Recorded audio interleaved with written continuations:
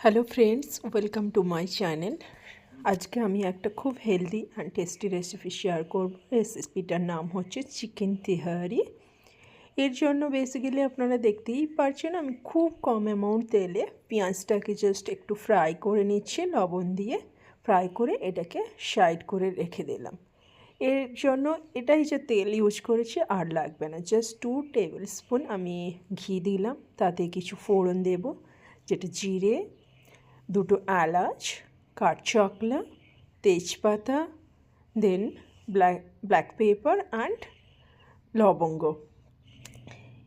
এই গোটা মশলাগুলোকে জাস্ট 1 থেকে 2 সেকেন্ড শর্ট করে এখানে আমি অ্যাড করব 2 পিস আলু, খুবই ছোট সাইজের। যে তোমরা এটা অপশনাল, চাইলে দিতে পারো, না চাইলে না দিতে পারো।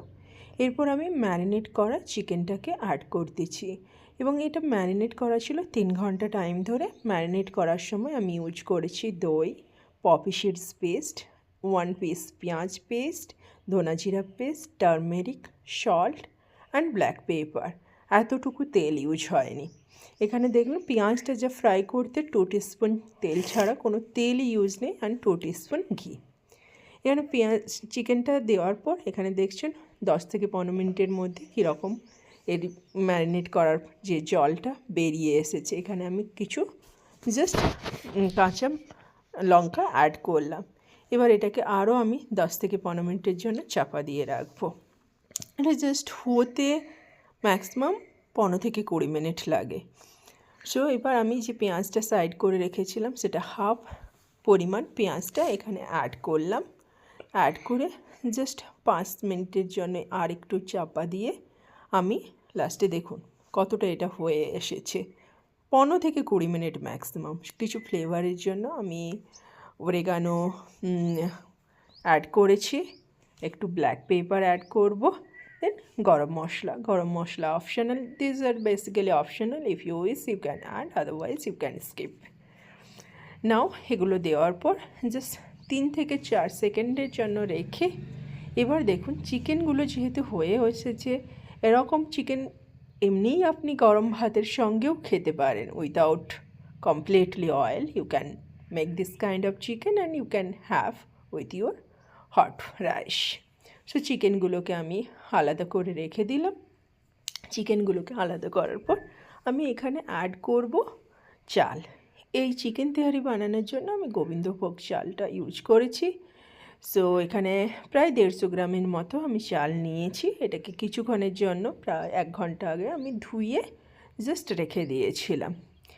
এই চালটা জাস্ট মিক্স করে, যেটা চিকেনের অ্যাকচুয়ালি গ্রেভিটা ছিল ওর সঙ্গে মিক্সড করে, ইউজুয়ালি যতটা আপনি চাল নেবেন তার ডবল অ্যামাউন্ট জল নিতে হয়।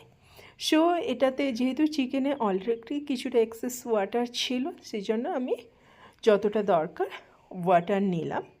সেখানে একটু ঈষৎ উষ্ণ ওয়াটার নিয়েছি, তার সঙ্গে আমি একটু পাউডার মিল্ক অ্যাড করেছি। আপনারা চাইলে লিকুইড মিল্কও নিতে পারেন, বাট লিকুইড মিল্কের অ্যামাউন্ট অ্যান্ড জলের অ্যামাউন্টটা হাফ হবে। আমি এখানে এটা নিয়েছি। সো এটাকে এবার নুনটা আপনারা চেক করে একটু, সো এটা 10-15 মিনিটের জন্য চাপা দিয়ে রেখে দিন। এবার দেখতেই পাবেন 15 মিনিট পরে আমি যখন এটাই করব কমপ্লিটলি, আমি 15 মিনিটের জন্য জাস্ট এটা চাপা দিয়ে রাখলাম। সো এখানে খুলে দেখুন কমপ্লিটলি এটা ডান। সো চালটা কতটা সুন্দরভাবে ঝরঝরা হয়ে গিয়েছে। সো ইউজুয়ালি বাসন্তী পোলাও যখন ম্যাক্সিমাম লোকেরা বানায় কতটা ঘি ইউজ করে, বাট স্টিল এই ক্রিসপিনেসটা আপনারা পাবেন না এতটা ঝরঝরা করে রাইস বানানোটা। সো এখন আমি যেটা করব, চিকেনটা এর সঙ্গে অ্যাড করব এবং যে পেঁয়াজটা ভেজে রেখেছিলাম, সো হাফ অ্যামাউন্ট পেঁয়াজটা এখানে আমি অ্যাড করে দেবো। এই টাইম আপনারা আরও একটা জিনিস চেক করতে পারেন, সল্টটা এবং ঝালটা কতটা হয়েছে। আপনাদের পরিমাণ মতো এখানে আপনি অ্যাডজাস্ট করে সল্ট এবং ঝালটা আরও অ্যাড করতে পারেন, বা এটা যদি বেশি হয় ব্যালেন্স করার জন্য একটু সামান্য সুগারও অ্যাড করতে পারেন। বাট আমরা ইউজুয়ালি তেল এবং সুগারটাকে যতটা কম্প্রোমাইজ করা যায় করছি। এখানে লাল মির্চিও আমরা ইউজ করি না। সো এবার এটাকে মিক্সড করলাম। আমরা মিক্সড করে এটাকে জাস্ট মিক্সড করার পরে 5 থেকে 10 মিনিট সিম আঁচে আপনারা চাপা দিয়ে রাখবেন। এই টোটাল রান্নাটা কিন্তু সিম আঁচেই হচ্ছে। এখানে আপনারা কিন্তু আঁচটা বাড়ালে চলবে না কোনোভাবে, কারণ এখানে দেখছেন এক্সেস ওয়াটার, চিকেন রান্না করার সময় কোনো এক্সেস ওয়াটার ইউজ হয় না, যা ম্যারিনেট করার ওখানেই হচ্ছে এবং তেলও নেই। সো রান্নাটা লেগে যাওয়ার চান্স থাকে। অলওয়েজ এটাকে সিম আঁচে করার চেষ্টা করবেন। সো দেখুন কতটা এটা সুন্দরভাবে এটা প্রিপেয়ার হয়ে গিয়েছে। এটা আমি দেখে এবার কি করব, জাস্ট এটা চাপা লাগিয়ে রেখে আঁচটা বন্ধ করে দেব। Let's try at your home.